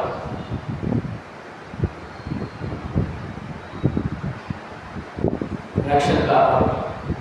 తర్వాత ఇప్పుడు 6:2 చూద్దాం. 7 కొరింథీయులకు రాసిన పత్రిక 2వ పత్రిక. మమ్మల్ని మీ హృదయంలో చేర్చుకుని సంగతి అంటాడు పౌలు గారు. మేము ఎవరికి అన్యాయం చేయలేదు, ఎవరిని చెరుపలేదు, ఎవరిని మోసం చేయలేదు. సేవకులు చెప్తాడు సాగా, మీకు శిక్షావిధి కలగవలనని దేనిగా చెప్పలేదు. చనిపోయినా కానీ జీవించినా కానీ మీరును మేమును కూడా ఉండవాలని. ఎవరితో? సేవకులు సంఘం ఎవరితో? దేవుతో, ప్రభుత్వం ఉండాలి. చనిపోయిన బ్రతికినా అదే వాగ్దానం. జీవితకాలము చదవగలరు. చనిపోయిన బ్రతికినాను ఆయనతో ఉండాలి మనం అని సేవకుడు అంటాడు. సేవతో మీరు మా హృదయంలో ఉన్నారని నేను లోపల చెప్పింది కనుక కదా మీ ఎడల నేను బహు ధైర్యముగా మాట్లాడుతున్నాను. మిమ్మల్ని గురించి నాకు చాలా అతిశయం కాదు. ఎందుకు కాదు అతిశయము? 7వ వచనంలో చెప్పిన ప్రకారం ఉన్నారు వాళ్ళు. 7వ చెప్పిన ప్రకారము ఉన్నారు వాళ్ళు. దేవుని భయపడుతూ ఉన్నారు. పరిశుద్ధతను కాపాడుకుంటున్నారు. తర్వాత ఆత్మమైనటువంటి ఆ యొక్క కర్మశాన్ని విడిచి పవిత్రులుగా చేసుకుంటున్నారు. పచ్చిమిరప తీరుస్తున్నారు కనుక నేను మిమ్మల్ని అతిశయపడతాను. తర్వాత అతిశయము కాదు, ఆదరణతో నిండుకున్న మా శ్రమ అంతటికి మించిన అత్యధికమైన ఆనందంతో ఉప్పొంగుతున్నాం. ఏంటి కారణం? సంఘము వాక్య ప్రకారము ప్రయాణం చేస్తుంది. అది సేవకుడికి పొంగడు, అందరూ పొంగడు సేవకుడు. అంటే సంఘం ఎలా ఉందంటే 7వ వచనంలో ఉన్నట్టు ఉంది.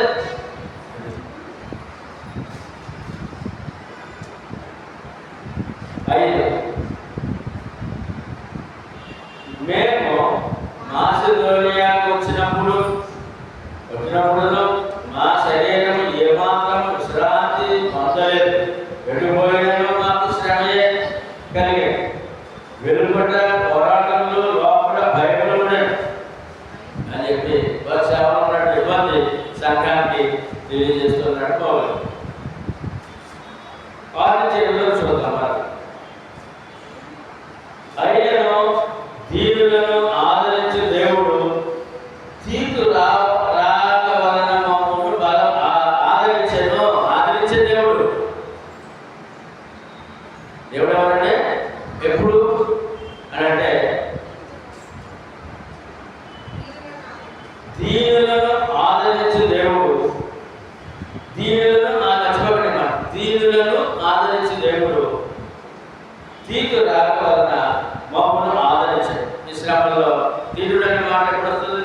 శ్రమలో, శోధనలు, అవమానాలు ఎన్ని భరిస్తూ ఉన్నప్పుడు అతను దీనుడిగా ఉంటాడు. దీనుడే ఉంటాడు, సహాయం ఉంటాడు. దీనులు ఆదరించే దేవుడు ఉన్నాడు అని మాట. మరి ఆయన సైగా రాడు, ఇప్పుడు ఎక్కువ సైగా రాడు. ఎవరో సాయం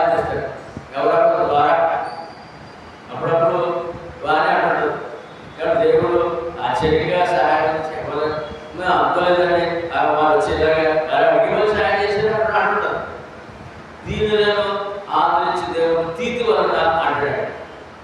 ఎవరన్నా ఎవరొకరు సాగలుగుతారు అని మాట మర్చిపోయాడు. చాలా మంచి మాట్లాడాడు.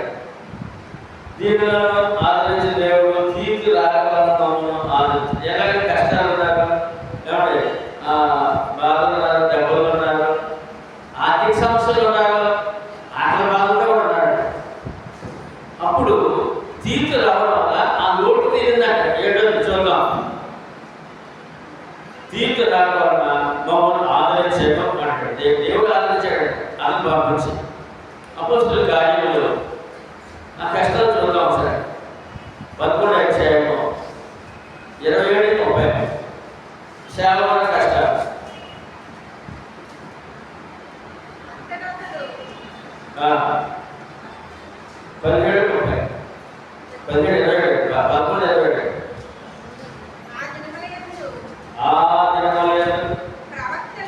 ప్రవక్తలు యెరూషలేము నుండి అంతియోకయకు వచ్చి వారిలో అగబు నిలవబడి భూలోకమంతటా గొప్ప కరువు రాబోచున్నదని ఆత్మ ద్వారా సూచించాడు. అది క్లౌదీయ చక్రవర్తి కాలమందు సంభవించాడు. ఆదిమ సంఘం చాలా కష్టాలు ఉన్నాడండి. ఆదిమ క్రీస్తు విషయంలో అప్పుడు శిష్యుల్లో ప్రతి వాడును తన శక్తి కొలది యోదయలో కాపురమున్న సహోదరులకు సహాయం పంపుటకు నిశ్చయించుకున్నాడు. ఏం కావాలి? కష్టాలు ఉన్న వారికి సహాయం కావాలి కదా, నిశ్చయించుకున్నాడు. అలాగ చేసి బర్నబా సౌలు ద్వారా పెద్దల యొద్దకు దానిని పంపిణీ. కష్టాలు ఉన్నప్పుడు సంబంధ కాన్పులు వేసుకుని కష్టంలో ఉన్న సహాయాన్ని పంపించాడు. ఆ విధంగా సహాయం వాళ్ళకి అది. ఇప్పుడు పౌలు గారి పట్టుకుని సహాయం అందించాడు. ఇప్పుడు పౌలు గారి కష్టాలు ఉన్నారు అంటే కష్టాలు ఉన్నటువంటి పౌలు గారికి కొరింథీయులకు రాసిన 2వ పత్రిక 8వ అధ్యాయము 1-5 చూసినట్లయితే మాసిదోనియ సంఘం చెప్తాడు. కానుకలు ఇవ్వడంలో వాళ్ళు ఎంతో ఆసక్తితో ఉన్నాడు. వాళ్ళు బేదలైనప్పటికీ వారు కానుకలు సిద్ధంగా ఉన్నారు. ఈ కానుకలు ఏమండి తీర్పు ద్వారా అందజేయబడతాయి అన్నమాట. తీర్పు అనే సువార్తికుడు 6వ వచనం చూద్దాం. కావున 8వ అధ్యాయము 5వ అధ్యాయం అయితే సంఘం కానుకలు చేయడం అన్నారు. 6వ వచనం అయితే కావున తీర్పు ఈ ప్రభువును గూర్చి ఎలాగో పూర్వము మొదలుపెట్టినో దానిని మీలో సంపూర్ణము చేయమని మేము అతన్ని వేడుకున్నాం. ఈ యొక్క కానుకలు దీనిలో కానుకలు అందించడంలో సగాల్సిన కానుకలు ఈ సేవ కూడా చేయాలని అని చెప్పి తీర్పుకి చెప్పారట. ఆ తీర్పు ఈ కార్యక్రమంలో అత్యంతగా ఈ సంఘంలో కానుకలు తీసుకుని ఎవరైతే కష్టాలు ఉన్నారో వాళ్ళ దగ్గరికి అందించే కార్యక్రమం తీర్పు. ఈ తీర్పు ఎక్కడికి వచ్చాడు? పౌలు గారి దగ్గరికి కష్టాలను పౌలు గారికి వచ్చాడు. అందుకే మాట వాడుతున్నాడు. మళ్ళీ చదువుకుని బాగా వచ్చారంటే ఇప్పుడు అర్థం అవుతుంది. దీనిని ఆదరించు దేవుడు తీర్పు రాక వలన మమ్మల్ని ఆదరించను. అంటే సమయానుకూలమైన సహాయము అందినది. దేవుని కార్యాలు ఎలా ఉంటాయి? మనకు కూడా కష్టం వచ్చినప్పుడు నా పరిస్థితి ఏంటని ఆలోచిస్తే సమయోచితమైన సహాయం వస్తుంది. ఏమొస్తుందంటే నేను చేయలేను, నా కష్టం చేస్తే భారం ఎలాగంటే సమయోచిత సహాయము తీర్చి రావాలి మాకు ఆదరణ దొరికింది అంటే ఈ తీతు రాక కారణం ఏంటి అని అంటే మంచి మాటలు వాడాడు.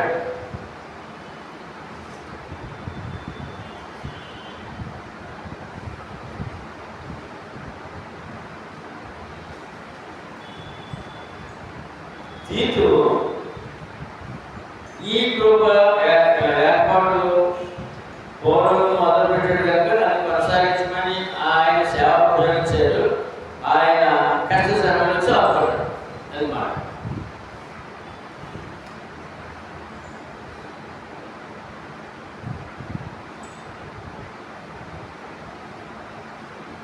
ఎనిమిదో చదువుతాడు.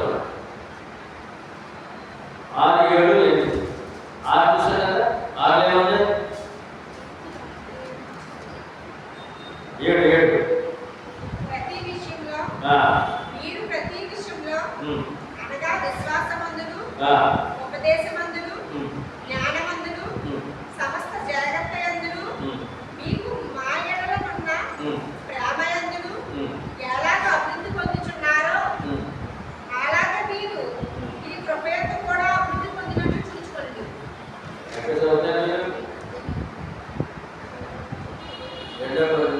తీతురాక వలన మాత్రమే కాకుండా అతడు మీ అత్యాభిలాషను మీ అంగళాలను నా విషయమై మీకు కలిగిన అత్యాసక్తిని మాకు తెలుపుతూ తాను మీ విషయమై ఉన్న ఆదరణ వలన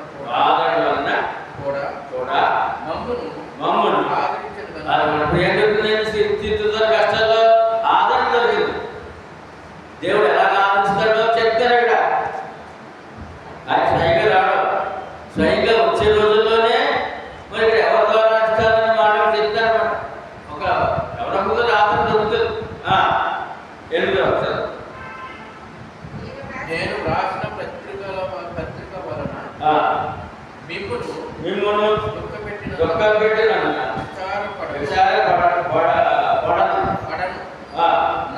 నాకు విచారం కలిగినను ఆ పత్రిక స్వల్పకాలం మటుకే దుఃఖపెట్టానని తెలుసుకొని ఉన్నాను.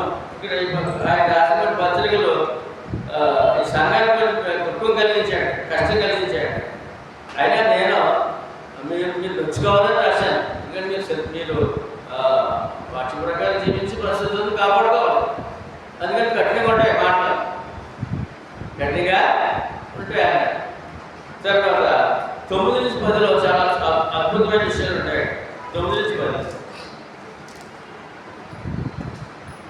మీరు దుఃఖపడినని సంతోషించుట లేదు, కానీ మీరు దుఃఖపడి మారు మనసు పొందుతారని ఇప్పుడు సంతోషించుచున్నాను.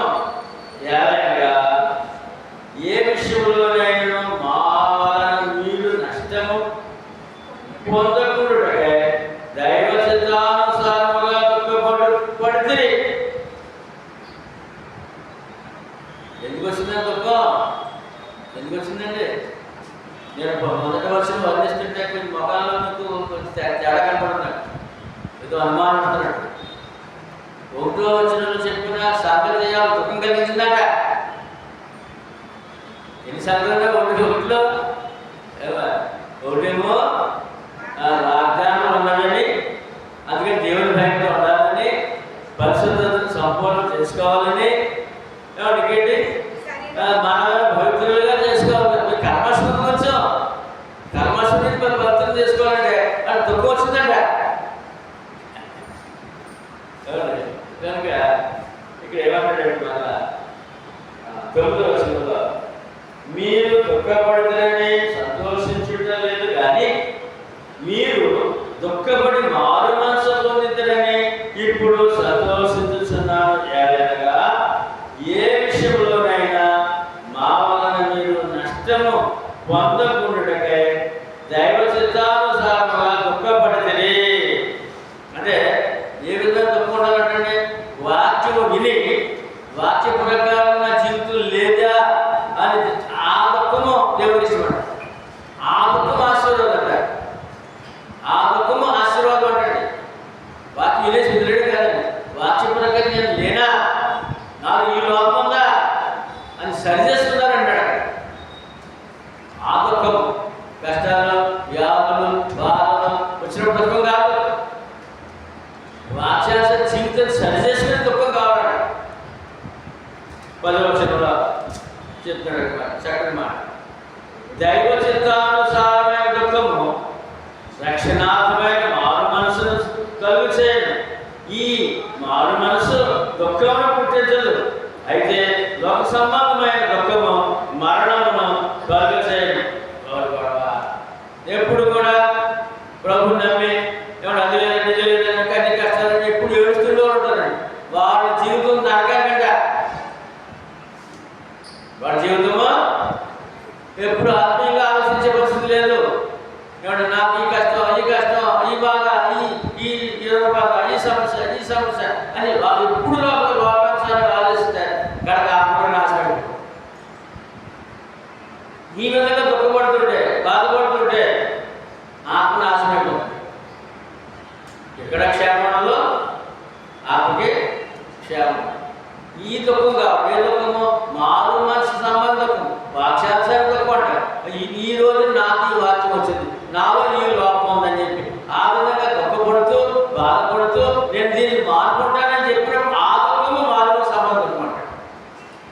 కష్టాలు ప్రేమించే దుఃఖం దేవుడికి అక్కర్లేదు, అది నీకు నాశనము అని మాట చాలా బలంగా మాట్లాడాడు. చూద్దాం కొన్నిసార్లు దైవ 2 దుఃఖాలు ఉన్నాడు ఇక్కడ.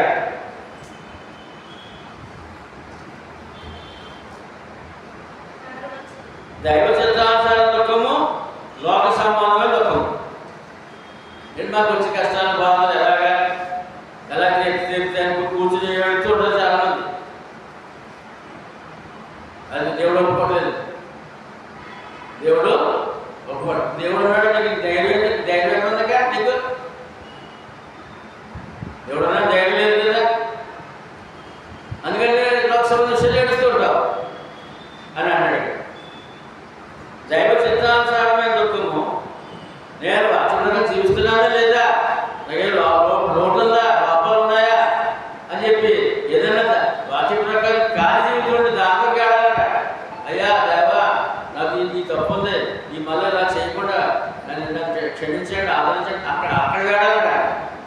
ఆత్మీయ శాంతం ఆడాలంటాడు. తప్పుంటే శరీర కష్టాలు ఆడద్దు అన్నాడు. అందుకే 2 దుఃఖాలు అంటాడు. దైవ చిత్తానుసారమైన దుఃఖము, లోక సంబంధమైన దుఃఖము. ఏం కష్టం లేకపోయినా సరే ఎవరైనా కొంచెం బాగున్నారు అనుకుంటే ఆందోళన చెప్తారు కదా, అదో దుఃఖం. క్రైస్తవులో ఈ మనస్తత్వం ఉండొచ్చా? ఆ లోక సంబంధం దుఃఖం కూడా అన్నాడు.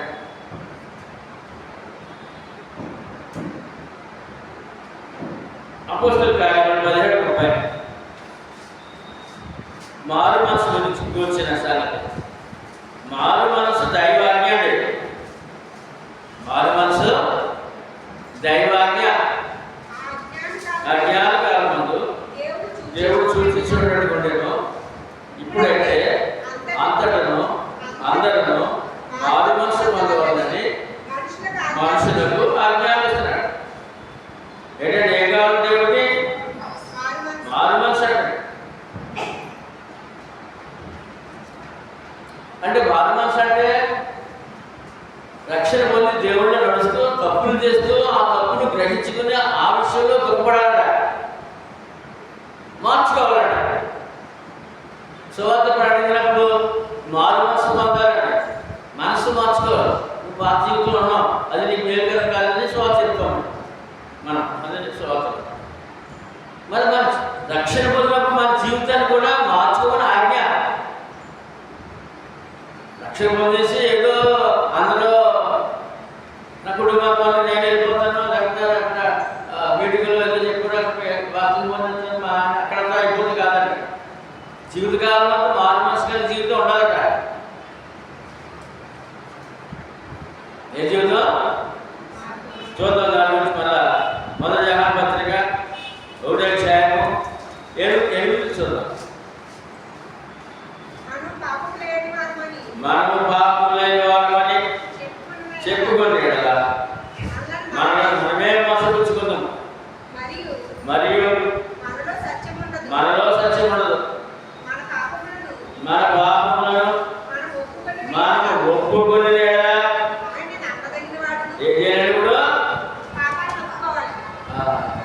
చేసి మన జీవితంలో చిన్న పెద్ద పక్కన చదువుతాడు. ఆయన ఏడుస్తూ ఒప్పుకోవాలట. అదేంటి అసలైన దుఃఖం. నా ఆత్మ నాశనం అయిపోతుంది, రక్షణ ఎంత నాకు ప్రాణం ధారపోసి రక్షించాడు ఆయన, ఇది వృధా వ్యర్థమైపోతుందేమో, ఆయన కృప వ్యర్థమైపోతుందేమో అని అలా బాధపడిన వాళ్ళే అసలైనటువంటి భక్తులు అన్నాడు.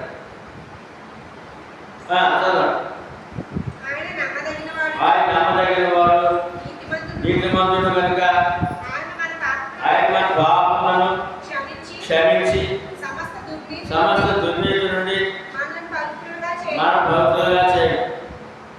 మనం పాపం చేయలేదని చెప్పుకొని ఆయన అబద్ధికునిగా చేయవారు మరియు ఆయన వాక్యం మనలో ఉండదు. వారి మనసు లేకపోతే ఏముండదండి, ఆయన వాక్యం మనలో ఉండదు. అప్పుడు పశ్చాత్తాపం పడలేవు. పశ్చాత్తాపం వారి మనసులో హృదయం కావాలి దేవుడికి. ఆ విధమైన దుఃఖం కావాలి. తప్పు చేసిన ఆయన, క్షమించిన ఆయన, మీరు ప్రాణత్యాగంలో నాకు రక్షించారు, నా రక్షణ ఊరికి రాలేదు, నేను పాపని ఎన్నికలేని వాడిని, ఎన్నికలేని దాన్ని, నాకు ఇంత గొప్ప కిరీటం పెట్టారు, నాకు అర్థమైన రక్షణ కిరీటం, ఇవి నేను తొలిపోతానేమో, నీ తప్పులు రావు, నీ పాపం ఉంది, నాకు క్షమించిన అందుకుని చేయాలి. కుటుంబం కొరకు, కష్టాలు బాధల కొరకు అందరూ ఎడతారు కాదు. నీ జీవితం పవిత్రమైన జీవితం కొరకు ఆడాలి. అది పొరపాటు దొరుకుతుంటే ఆడాలి అనే విషయం. అంటే జీవితాన్ని మార్చుకోవడం అన్నమాట. ఆ తప్పును సరి చేసుకోవడం అన్నమాట. అప్పుడు ధైర్యంగా ఆనందంగా ఆయన జీవులు మన ప్రయాణం సమర్పించాలి. ఇంకో మాట ఏమన్నంటే, ఇప్పుడు చెప్పండి, ఏ దుఃఖం కావాలి? ఏ దుఃఖం దేవుడికి ఇష్టం? మానవ సంబంధమా లేదా లోక సంబంధమా? అంటే మనం రక్షణ పొందాం కదా, అందులో ఏమైనా తప్పులు దొరుకుతున్నాయేమో చూసుకుంటూ దాని మీద పశ్చాత్తాపడుతూ దేవుడి క్షమాపణ కోరుతూ ప్రయాణం చేయడమే ఆ ప్రయాణం దేవుడు ఇష్టం. కానీ ఏమని చెప్పలేదు, లోక సంబంధం విషయం దేని గురించి ఏమని చెప్పలేదు, ప్రార్థన చేయమని చెప్పాడు. ఏం చెప్పాడమ్మా? ఏడమని చెప్పాడా? లోక సంబంధం నువ్వు నీ యొక్క రక్షణ కాపాడుతూ ఏడు. యశుప్రభు వారు సిలువ మోసుకుని వెళ్తారండి ఆ యెరూషలేము వీధుల్లో. అప్పుడు స్త్రీలు, జాలిగల మనసు కదా స్త్రీలకి, స్త్రీ అంటే తల్లి మనసు కదా, అందరూ కూడా గుళ్ళు నడిచిపోతారంటే ఆ దారి కొడుకునే. దాని కొడుకున్నా కూడా అంత గొర్రెలు మరి మా సొంత కొడుకులాగా, సొంత కొడుకు ఆంజనేయులు చేస్తారండి. అమ్మా నా కొరకు అడుగుతురా, మీ కొరకు మీ పిల్లల కొరకు అడుగుతురా బాబు, మీకు నాశనం అయిపోతున్నారు. రేపు చిత్తానుసారంగా లేదా నా కొరకు అడుగుతూ, నా కొరకు ఏడవద్దండి, మీ కొరకు ఏడండి, మీ ఆత్మజీవితం కొరకు ఏడండి. ఇప్పుడు రెండు రకాలు ఏడుకున్నాను, మళ్ళీ ఏ ఏడుకుందో మనం తెలుసుకోవాలి. ఇప్పుడు ఏమా ఏ ఏడుకుందే లోకసభకి ఏడుతున్నా ఏడమని చెప్తాను, ప్రార్థన చేయమన్నాడు. అక్కడ ఏడుస్తుంటే ఏడవుతాను, మీ కొరకు మీ ఆత్మజీవితం కొరకు ఏడమన్నాడు, కష్టాల కొరకు ఏడమన్నాడు, నా కొరకు ఏడవుతాడు. ఇప్పుడు ఈ కష్టమో, దుఃఖమో, ప్రమాదమో, ఆరోగ్యమో, అనారోగ్యమో, సమస్యలు ఉన్నప్పుడు ప్రార్థన ఒకటే నీకు అంతే. ఏడుతూ కూర్చోమని చెప్పలేదు. లోక సంబంధ అవసరాలు ఏడ్చేవాడు క్రైస్తవుడు కదా, బాధలు ఏడ్చేవాడు క్రైస్తవుడు కదా. బాధ ప్రార్థన చేయాలంటే బాధగా కష్టాలు ఎవరు తీర్చారండి? నువ్వు ఏడిస్తే తీరవు కదా, ఎక్కడిగా అనారోగ్యం వచ్చారు, ఇంకా రోగం పెరుగుతుంది. చింత దుఃఖము రోగం కనుక ధ్యానం చెప్పలేదు ఆయన. నేను ఉన్నాను ప్రార్థన అడగండి, ఈ సమస్య ఏంటంటే అడుగుతా ఏం చేయాలి, ఏం చేయాలి, అడగాలి, అడగాలి అనే విషయాన్ని చాలా స్పష్టంగా ఇక్కడ 2 రకాల దుఃఖం గురించి స్పష్టంగా పత్రికలో 9-10 వచనాల్లో మనకి తేటగా తెలియజేశాడు. తర్వాత 2 శిష్యులు ఉన్నారు, అపోస్తలుల్లో 2 శిష్యులు. ఒక ఆయన తప్పు చేశాడు, ఇస్కరియోతు యోధా, ప్రభు లోక సంబంధమైన ఆశతో ఘనాశతో 32 రూపాయలు ప్రభునే ఎక్కడో సీక్రెట్గా ప్రార్థన చేసుకుని చోటు చూపించి ఆయన పట్టించేశాడు. పట్టించిన దాన్ని శిక్ష చేసిన తర్వాత వీళ్ళకు పశ్చాత్తప్పుడు ఏడుతున్నాడు. ఆ ఏడుపు దేవుని ఇష్టం కాదు, చచ్చిపోయాడు, దురేసి చచ్చిపోయాడు. డబ్బులు చేశాడు, ఏడ్చాడు, పదవులు చేశాడు. తర్వాత ఆయన మరి డబ్బుద్దు అన్నాడు. తర్వాత ఏడ్చిన ప్రభుల లేకుండా యుఎస్ చచ్చిపోయాడు. ఇంకో ఆయన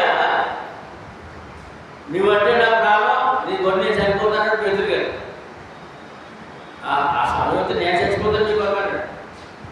ఆయన ఏమో లోపల చనిపోయి ఎప్పుడు వచ్చారండి. అలా బోధిస్తుంటే అలా నీ కొరకు నేను చనిపోతాను అన్నాడు. ఆయన నువ్వు నన్ను ఎరగవని మా అమ్మ చెప్తావు అన్నాడు. ఏంటంటే గోడు పూసే లోపల 2 సార్లు మా నువ్వు నన్ను ఎరగవని చెప్తావు అన్నాడు. అలాగే కష్టం వచ్చింది అడుగుతున్నాను, నువ్వు ఆయనతో ఉండవు కదా, ఆయనతో ఉండవు కదా అని చెప్పి ఆయన్ని 2-3 సార్లు రొక్కేట్ జరుగుతుంది.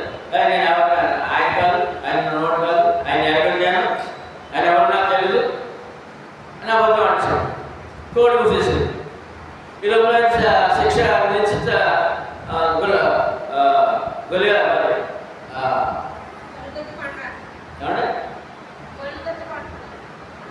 గొలిగత గారు ఆ తీర్పు దగ్గర ఆయన పేరు ఏంటంటే అధికారులు తీసుకెళ్ళి ఇవన్నీ చూస్తాడు. ఈయన అబద్ధం ఆడతాడు చెప్పాడు కదా, అబద్ధం ఆడేసాడు, కోడి పూసేసి తీసుకెళ్ళినప్పుడు ఆయన తీర్పు చెప్తాడు చెప్పాడు. ఇంకా ఆయన ఏడుపు కాదండి, అయ్యో నా ప్రభు అబద్ధం ఆడేశాను, అబద్ధం ఆడేశాను, ఎంత గట్టిగా చెప్పారు చెప్పలేక 4 మంది సంబంధం ఏడ్చాడు. ఆయన ఒక నాయకుడు అయిపోయాడు దేవుని బైబిల్లో, సువార్తలో ప్రథముడు అయిపోయాడు. ఇప్పుడు శరీర సంబంధం ఏడుపు ఆయన ఏడ్చాడు యోధ, ఆత్మ సంబంధం ఏడుపు, ఆత్మ సంబంధం ఏడుపు పేతురు ఏడ్చాడు. అందుకని ఆయన రక్షణ శిష్యుడు, ఆ శిష్యర్గంలో మా ప్రథమ స్థానం నయనుడు. కనుక మనం ఏ విధంగా ఆలోచిస్తున్నాం, ఏ విధంగా దేవుని పట్ల ఉన్నాం అనే విషయాలు మనం జ్ఞాపకం చేసి ప్రయాణము చేయాలి. ఇప్పుడు 11వ వచనం చూద్దాం.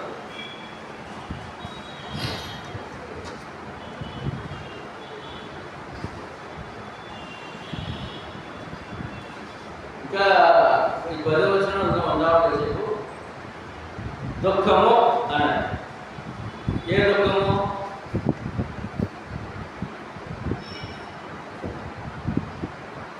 అంటే మానవ సంబంధ దుఃఖం కాకుండా దీనికి భిన్నముగా పశ్చాత్తాపం లేని వారు ఉన్నారట. పశ్చాత్తాపం లేని వారు తమ పాపానికి ప్రతిఫలం ఎదురైనప్పుడు, తన పాపానికి ప్రతిఫలం ఎదురైనప్పుడు మాత్రమే దుఃఖిస్తారు. ఏంటంటే ఆత్మ సంబంధ దుఃఖం చూసాం, లోక సంబంధ దుఃఖం ఏంటి? తన పాపాల ప్రతిఫలం పొందినప్పుడు అప్పుడే దుఃఖిస్తారట ప్రతి మానవుడు. రక్షణగా నిమిత్తం కాదు, ఆత్మాంశ నిమిత్తం దుఃఖించారట. పాపంలో అనుభవించే శిక్షను బట్టి దుఃఖిస్తారట. అది లోక సంబంధ దుఃఖం.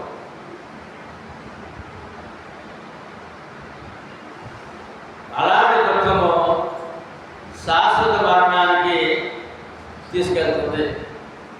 లోక సంబంధ దుఃఖానికి తీసుకుందండి, నరక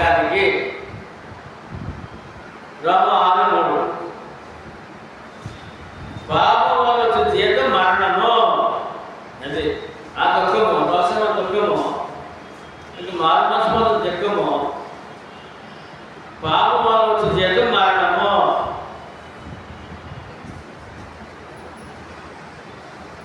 చాలా గొప్పసారి చెప్పారండి. ప్రభుని యేసుక్రీస్తు వలన నిత్య జీవము రెండు ఉన్నాయండి. మారు సంబంధమైన దుఃఖము నిత్య జీవము, లోక సంబంధ దుఃఖము మరణము, నరకం. నరకాలన్నమాట. రైతుడు నరకాలకే. మరణమేంటి మరి మరణమేంటి జీవమేంటి? ప్రకటన 28లో అగ్నిగాముల మండమండములో పాల్గొంది రెండవ మరణము. మరణం అది జీవం అంటే నిత్య జీవము. యేసుక్రీస్తునందు నిత్య జీవము. రెండు వరాలు ఉన్నాయండి. రెండు ఖచ్చితమైన శాంతం ఉన్నాయండి ఇందులో. మరణము, జీవము. మారు మనసు జీవితం మరణం, పశ్చాత్తాప జీవితం మరణం, పైకి భక్తివాళ్ళ జీవితం మరణం, వాక్యానుసారమైన తత్వముతో విశ్వాసం జీవించే వారికి నిత్య జీవం.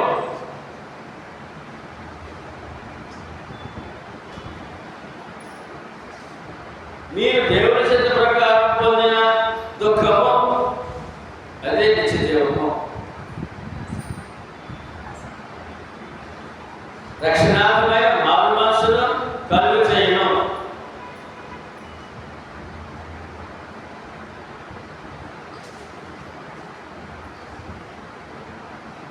దేవుని చిత్త ప్రకారం దుఃఖము రక్షణాత్మకమైన మారు మనసు కలిగేస్తారు. అంటే ఇప్పుడు ఏ కోరుతారు దేవుడు? రక్షణ పొందిన వాళ్ళు కూడా మారు మనసు కోరుతాడు. కొంతమందికి రక్షణ సంఘం ఉంటే ఇంచుమించు 90 మంది వరకు కూడా మారు మనసులో జీవితాలు ఉన్నాయి. ఏదో వినేసి ఆ వ్యక్తులు రాష్ట్రం తీసుకుని వెళ్ళిపోయి మళ్ళా జీవితం అంతా వారం అంతా మా జీవితమే అది దేవుడు ఇష్టపడలేదు.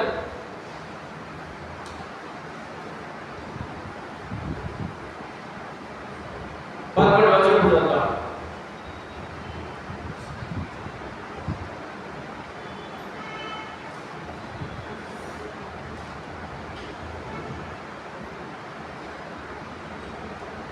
మీరు దేవుని చిత్త ప్రకారము పొందిన ఈ దుఃఖము ఎట్టి జాగ్రత్తను, ఎట్టి దోష నివారణకైన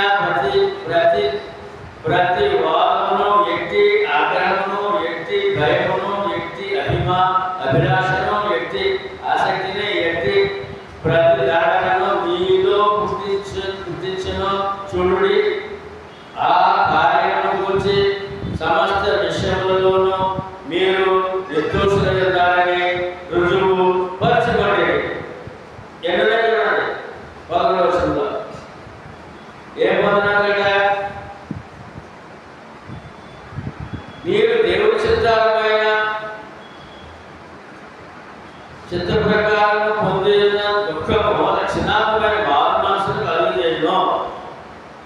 అందులో ఉన్న లక్షణాలు ఏంటి? ఎట్టి జాగ్రత్తను కలిగి ఉన్నారు.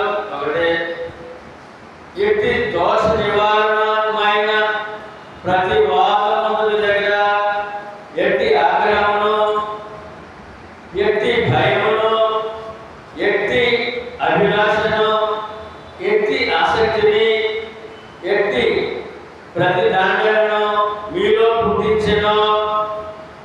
మీరు చూడుడి.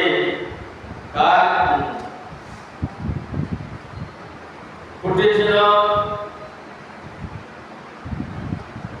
ఈ కార్యముల గురించి సమస్త విషయంలో మీరు నిర్దోషులై ఉన్నారని రుజువు పరుచుకుంటుంది.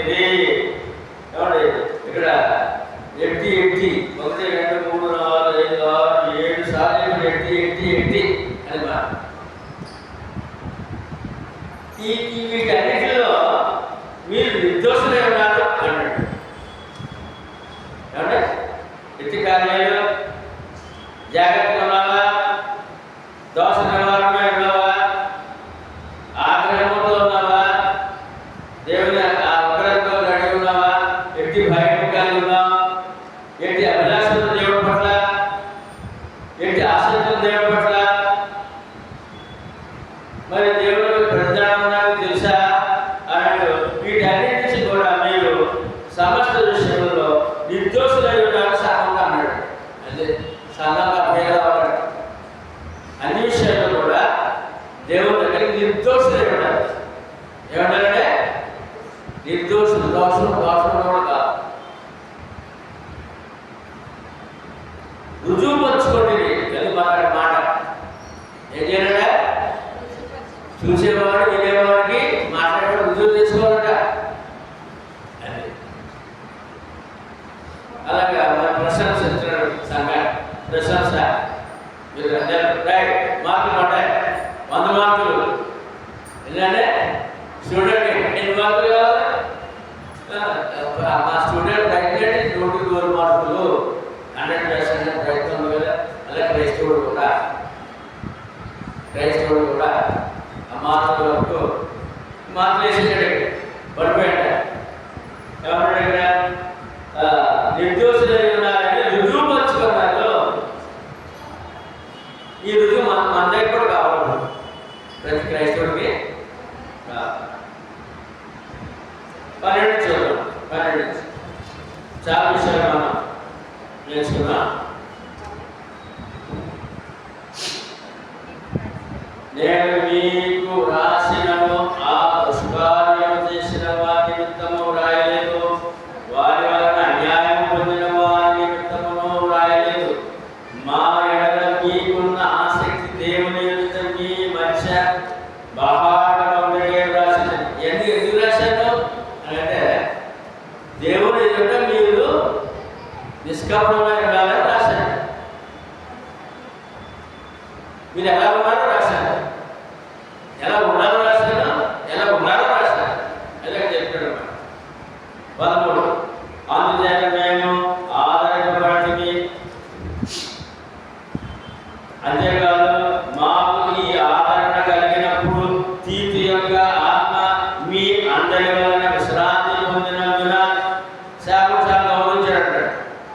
సువార్తలు అతని సంతోషము చూసి మరి ఎక్కువగా మేము సంతోషించడమే. ఎలాగా నేను అతని ఎదుట మీ విషయమై ఏ అతిశయపు మాటలు చెప్పినానో నేను సిగ్గుపడలేదు. మేము ఎలాగో అన్నిటినీ మీతో నిజముగా చెప్పుతామో అలాగే మేము తీతు ఎదుట మీ విషయమై చెప్పిన అతిశయపు మాటలు నిజమని కనబడు. మరియు మీరు భయముతోనూ వణకతోనూ తన్ను చేర్చుకుంటారని అతడు మీ అందరి విధేయతను జ్ఞాపకం చేసుకుంటుండగా సేవకుడు ఏమన్నాడంటే, సేవకుడు ఎవరన్నా సంఘము వినయము భయము. సువార్తల దగ్గర సంఘం ఎలా ఉందంటే చెప్తాడు. ఆ సేవకుడు ఎలా ఉన్నా రిపోర్ట్ వచ్చిందంట. మీరు భయముతోనూ వణకతోనూ తను చేర్చుకుంటారని అతడు మీ అందరి విధేయతను జ్ఞాపకం చేసుకుంటుండగా అతని అంతరంగము మరి ఎక్కువగా మీ ఎడ ఉన్నది. మీరు ఎంతగా ప్రేమించారు సేవకుడిని? సంఘాన్ని కూడా సేవకుని అంతగా ప్రేమించాడు. మీరు ఎంతగా మనసు పెట్టి సేవకుని గౌరవించి వారి సేవలు అందుకున్నారు. మరి మీ పట్ల కూడా సేవకు అంత ప్రేమ, అంత సమర్పణ ఉంది అని చెప్పి తీర్పు గురించి మాట్లాడు. సంఘానికి సేవకుని బంధం. 16 ప్రతి విషయంలోనూ మీ వలన నాకు ధైర్యం కలుగుతున్నది కనుక సంతోషించుచున్నాను. సంఘము సేవకుని గౌరవించాలి. సేవకుడు సంఘాన్ని ప్రేమించి ఈ గొప్ప కార్యాలు ముందుకు కొనసాగింపు చేయాలి. ఉన్నతున్నట్టుగా సేవకుడు చెప్పాలి. వినయ సంగతులు, చదివిన సంగతులు, విశ్వాసం ఆచరించాలి. అప్పుడు సేవకుడికి ప్రతి సంఘానికి ఆశీర్వాదం ఉంది, ప్రార్థన జీవితం ఉంది, ప్రతి ప్రార్థనకు సమాధానము ఉంటుంది. తర్వాత ఇక్కడ 16వ వచనంలో ప్రతి విషయంలోనూ నీ వలన నాకు ధైర్యం కలిగినది కనుక సంతోషించుతున్నాను. సంఘము ద్వారా సేవకులు సంతోషించాలి, ధైర్యంగా ఉండాలి. అంటే సంఘము వాక్యాసాన్ని జీవించినప్పుడు సేవకులు సంతోషిస్తాడు, ధైర్యంగా సేవ చేస్తాడు. మరి మీరు విశ్వాసంలో తేడా ఉన్నప్పుడు నా సేవ అంతా వాక్యమంతా ఏమైపోయింది వీళ్ళ పట్ల అని చెప్పి సేవకుడు కూడా బలహీన అయిపోతాడు. సంఘమే సేవకుడు బలపరచాలి. వారి విశ్వాస జీవితము సేవకు ఎంతో బలం. సేవకుడికి సేవకుని యొక్క ఆ పరిచర్య సమర్పణతో సేవకుడితో సేవకు పనిచేస్తే సంఘానికి ఆశీర్వాదము, వారు క్షేమకరం ప్రయాణిస్తారు. వీళ్ళిద్దరి మధ్య బంధం చాలా జాగ్రత్తగా ఉండాలి. సేవకుడు సంఘం వాళ్ళిద్దరు కలిసి పనిచేయాలి. సేవకుడు సంఘం కలిసి పనిచేస్తేనే మన రక్షణ మనం కాపాడగలం, దేవుని వాగ్దానాన్ని మనం పొందగలం, ఇతరులకు ఆ వాగ్దానము ఆశీర్వాదములు అందించగలం. మన మట్టుగా కాదని వల్ల ఇతరులకు అందించాలండి. ఇతరులకు అందించాలంటే మనం ఆశీర్వాదం ఉండాలి, మన ప్రార్థన జీవితం కలిగి ఉండాలి, మనం ఆయన తోడను ధైర్యంగా జీవించాలి, ఆయన తోడనాడని జీవించాలి. ఈ ఆశీర్వాదాలు పొందుతూ సేవకులతో సంఘం కలిసి పనిచేస్తూ ఈ ఆశీర్వాదాలు వాగ్దానాలు దీవెనలు ఇతరులకు అందించాలి. అదే సేవ చెప్పడం. మరి మన కరెక్ట్గా ధైర్యంగా నిలబడకపోతే, సేవ పని చేయకపోతే, సేవకు సాగించి సంఘం పని చేయకపోతే ఈ దీవులు బయటకు ఎలా అందించగలం? లోకానికి దీవులు సంఘం ద్వారా ఉండండి, లోకానికి సత్యం సంఘం ద్వారా ఉండండి, లోకానికి ప్రార్థన చేసే సంఘం అండి. ఎవరి వల్ల ఉపయోగమో లేదు. లోకానికి ప్రార్థన కూడా సంఘం చేయాలండి, అంటే కొన్ని చేయాలండి.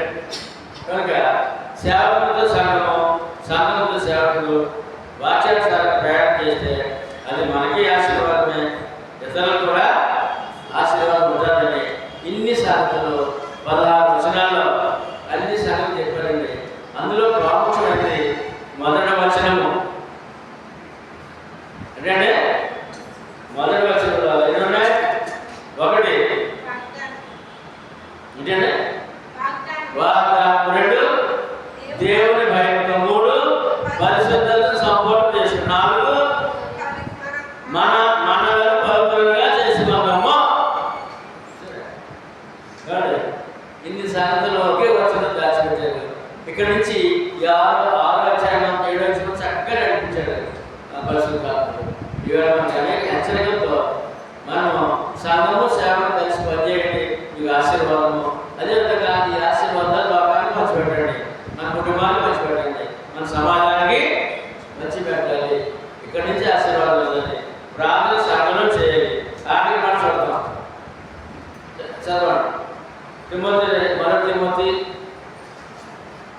ఈ మాటలు ఉంటుంది. ఈ లోకాన్ని మనం ఆశీర్వాదం పంచిపెట్టండి సంఘం ద్వారా.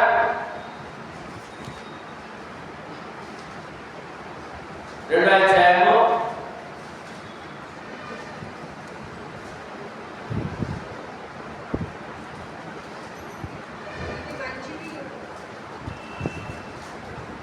2:1 మనము సంపూర్ణ భక్తియు మాన్యతయు కలిగి నెమ్మదిగాను సుఖముగాను బ్రతుకుని బ్రతకము. అమ్మా మనం ఎలా బ్రతకాలంటే నెమ్మదిగా సుఖంగా క్షేమంగా బ్రతకాలంట. అంటే సేవకుడు సంఘం, సంఘంతో సేవకుడు, సేవకుడు సంఘంతో చక్కటి ప్రయాణం సాగాలి. అది ముందు మనం అన్నిటికంటే ముఖ్యంగా మనుషులందరి కొరకును, రాజుల కొరకును, అధికారులందరి కొరకును విజ్ఞాపనలను, ప్రార్థనలను, యాచనలను, కృతజ్ఞతాస్తుతులను చేయవలెనని హెచ్చరించుచున్నాను. ఇది మంచిది, మన రక్షకుడకు దేవుని దృష్టికి అనుకూలమైనది ఉన్నది.